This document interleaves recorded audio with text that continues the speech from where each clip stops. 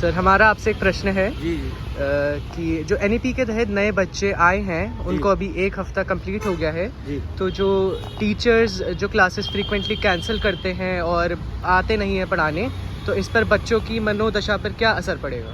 देखिए my dear, इसको balance रखा जाए।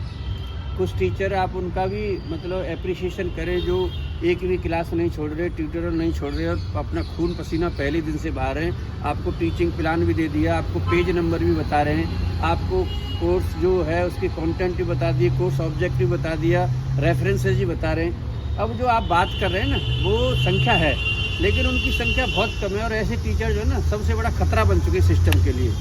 वो ये नहीं समझते हैं कि अभी बच्चा आया ही आया है और आप उनकी फ्रीक्वेंटली अगर क्लासों को मतलब डिस्टर्ब करते रहें या उनको कैंसिल करते रहें तो उनको नकारात्मक प्रभाव पड़ेगा। अब होता क्या है कि कुछ शिक्षक भाई उनसे प्रार्थना ही कर सकते हो, लेकिन कुछ का काम क्या है? कुछ का काम ही है कि अपना भी बिजनेस बच्चों के थ्रू करना है। मतलब कुछ ऐसे शिक्षक हैं जो कि मतलब सिस्टम से बाहर जाके बिजनेस करते हैं, अपना पहले पढ़ाते हैं, सब काम करते हैं। कुछ का काम है, अब मान लो मेरे को मतलब कहीं से मैंने 2 करोड़ रुपए कमा लिए और मैंने उसमें से 2 लाख रुपए की 100 मतलब डिब्बा लिया है मिठाई के, देसी मिठाई के। अब मैंने बच्चों को भी बांट दी, प्रिंसिपल को भी बांट दी, अपने कलीग्स को भी बांट दी, HOD को भी बांट दी, रजिस्ट्रार, सब दुनियादारी को बांट दी।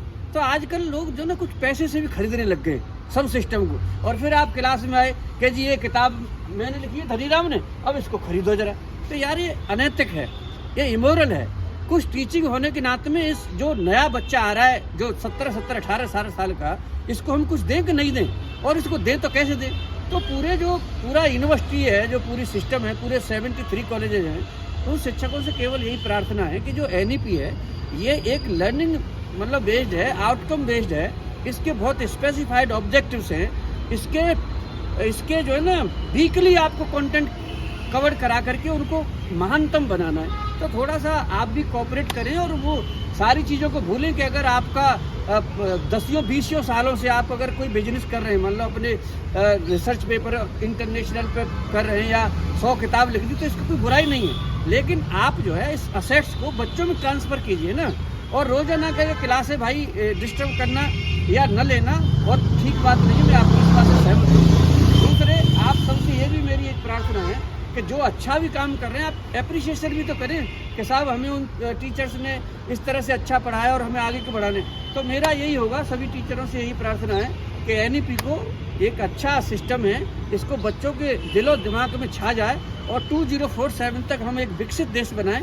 आइए सब स्टूडेंट टीचर मिलके, हाँ कोई बीमार है, टीचर का कोई एक्सीडेंट हो गया है, कोई और कोई प्रॉब्लम है, भाई देखो उनकी तो मजबूरी है। लेकिन अगर अच्छे खासे हैं और आप अगर मतलब अपनी हैबिटों को चेंज नहीं कर रहे हैं तो ये गड़बड़ नहीं है। मेरे पास ऐसा एग्जाम्पल है 1-2 जो है जो कि पिछले 20 सालों से नहीं आ रहे हैं। कर लो आप, वो अनैतिक रूप से अगर कोई इतना कमज़ोर हो जाए तो फिर आप क्या करोगे? लेकिन मोटे तौर पे ज़्यादातर शिक्षक अपनी ईमानदारी से पालन कर रहे हैं। और जो कई बार होता है गड़बड़ जो है, हम बार बार कह रहे हैं और हमने कई बार इस प्लेटफॉर्म के आपके माध्यम से बताया है कि ऐसा न करें तो अच्छा रहेगा। आपसे केवल यही हाथ जोड़ के प्रार्थना है, हमारा और कोई उद्देश्य नहीं है। हमारे गरीब तबके के बच्चे आ रहे हैं, अगर उनको आप नहीं बताएंगे किस पेज नंबर से पढ़ा रहे हैं, किस कोर्स से पढ़ा रहे हैं, कौन सी किताब है, कौन सा आर्टिकल है, तो हमारे जो गरीब बच्चे हैं ना उनको नहीं पहुंचेगा। आप में भी ऐसा है कि कुछ बच्चे बहुत वेल ऑफ आते हैं, वो ट्यूशन ही पढ़ सकते हैं, तो ऐसा नहीं है। इस सिस्टम में जो है ना, अब जैसे गर्ल्स स्टूडेंट हैं 15-15, 20-20 हज़ार रुपये उनके मम्मी पापा दे रहे हैं, दिल्ली में मतलब PG में है। अब उनको अगर कुछ नहीं मिले और ऐसे ही मतलब होते रहे तो भाई ये गलत है। भाई ऐसा मत करो, प्लीज़ प्लीज़ प्लीज़। इतना ही प्रार्थना करना चाहूँगा, थोड़ा सा आप अपने में बदलाव लाइए। धन्यवाद, थैंक यू।